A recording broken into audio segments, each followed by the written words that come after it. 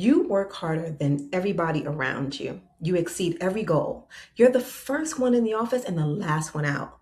And you're still not getting the promotion that you want. If that's you, then stay with me because in this video, I'm breaking down why being the hardest worker is actually preventing you from moving forward. I'm also talking about the difference between performance and positioning and why this pattern is so hard for us as Black women to break. Now, if you've ever wondered, how does she know what I'm going through? This video is for you because I've been there. My clients have been there. But the good news is there is a way forward. I'm Dr. Nicole Bryan, and I help Black women leaders solve 3 critical problems: getting promoted to executive leadership in 6 months or less, even if you've been stuck for years; closing the director to executive skill gap so you can lead with confidence; and executive presence and strategic thinking.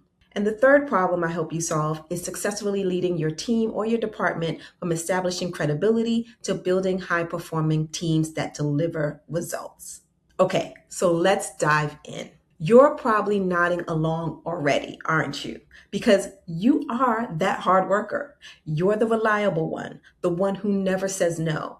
Yet, you're exhausted and you're feeling stuck. Let me describe someone and you tell me if this sounds familiar. You arrive early, you stay late. Your calendar is jam-packed, back-to-back meetings, back-to-back work. When someone needs something done right, they come to you. You've exceeded expectations on every performance review for the last 10 years.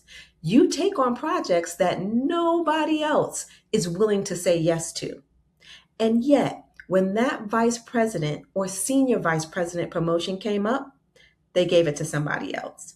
Someone who's been there less time, someone who works less hours, someone you've literally had to clean up after. If that's you, then stay with me because I need you to understand something. This isn't happening because you're not good enough.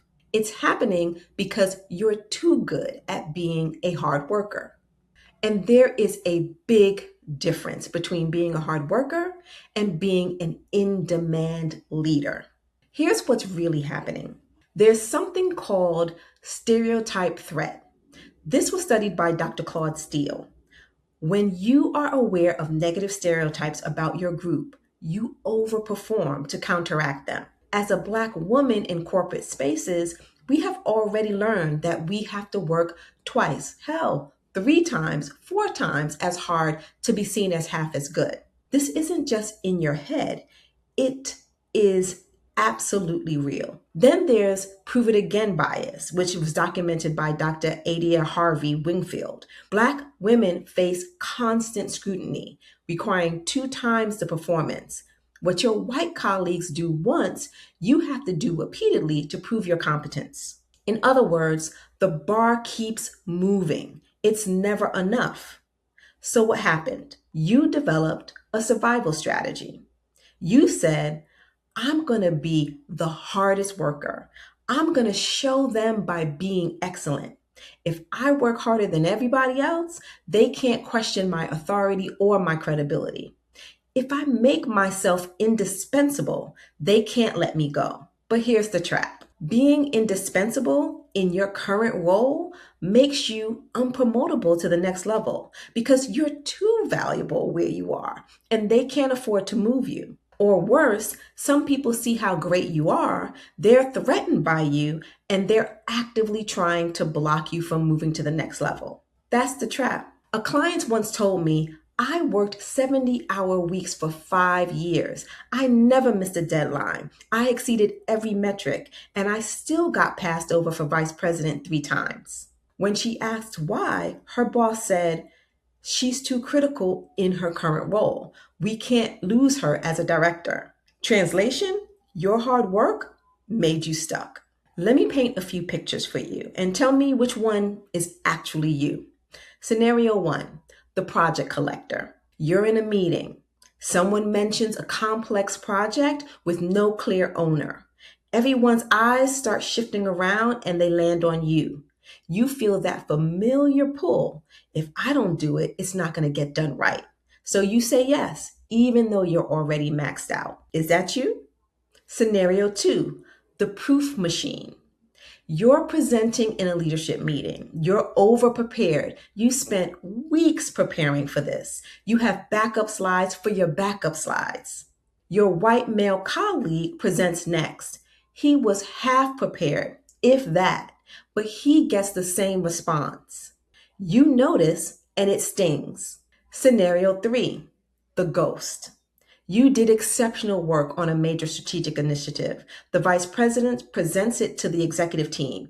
Your name isn't even mentioned, or if it is, it's in passing. You tell yourself, it's fine. The work speaks for itself. But 6 months later, that vice president gets promoted, and you're still waiting. Scenario 4, the burnout cycle. You're completely exhausted all the time. You fantasize about quitting multiple times a day, but you're afraid that if you slow down, you'll lose ground. If you saw yourself in any of these scenarios, you're operating on performance, not positioning.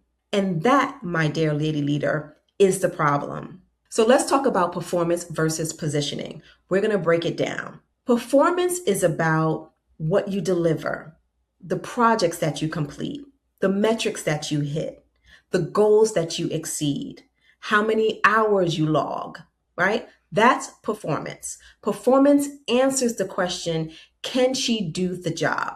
And listen, you've already answered that question multiple times with multiple receipts.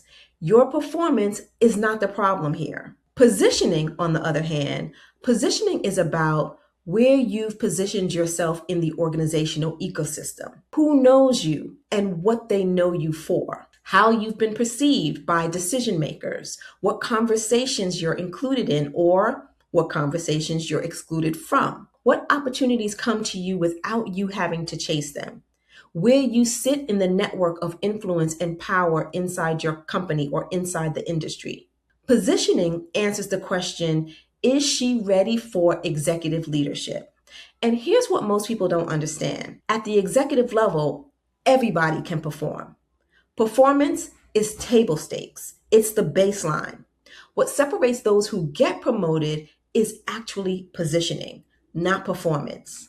Let me show you the difference. When you are a hard worker, you focus on getting things done, exceeding expectations, and proving your capability. You believe that if I just work harder and deliver more, they're going to promote me. You operate on performance, what I deliver. You're known for being reliable, executing well, and getting results. The opportunities you seek, you have to chase them. You have to apply for them. You have to prove you deserve them. And the results that you get stuck carrying the performance burden for your team, for yourself, for the organization. Now, when you transition to being an in-demand leader, you'll focus on strategic impact, visibility with decision makers, demonstrating how you can execute on executive thinking. You believe that if you position yourself strategically and the right people know your value, opportunities will come to you versus you having to go after them. The way you operate, you're positioning yourself, right? Who knows you, how you're perceived. And you're known for strategic thinking, having executive presence, and your strong business acumen. The opportunities that are available to you, they come to you. You're recruited for them, sought after, the person that's called first, right? And the results that you get, you're wielding positioning power. Here's the clearest way I can say it. Hard workers chase promotions. In-demand leaders are recruited for promotions. They're tapped on the shoulder. And here's what most people find so difficult to accept. The people getting promoted to vice president, senior vice president, and executive vice president, they aren't necessarily better performers than you, but they are better positioned than you. So what got you to the director level won't get you to the executive level. You can't performance your way into executive leadership. You have to position your way there. And that requires a completely different strategy. It's not about working less. It's about working differently. And it's about shifting from proving you can do the work to demonstrating that you can think like an executive. It's moving from being known as someone who executes to being known as someone who leads. And it's moving from chasing opportunities to being sought out for them. If you're sitting here and you're thinking, that's me, I'm the hard worker, I see you. Hell, I've been you. And here's what I want you to know. This is fixable. It's not about working harder. You already work hard enough. Hell, you can't even work harder than you currently are. But it's about making a strategic shift from performance to positioning, from hard worker to in-demand leader. Drop a text. Let me know in the comments if this resonated for you, and share one way you've been operating on performance instead of positioning. If this resonated at all, I want you to subscribe. Hit the like button and subscribe because new videos drop here every Thursday at 7 a.m. Eastern Time. Until next week, Lady Leader, I'm Dr. Nicole, and I'm reminding you that the future of leadership is Black and it's female.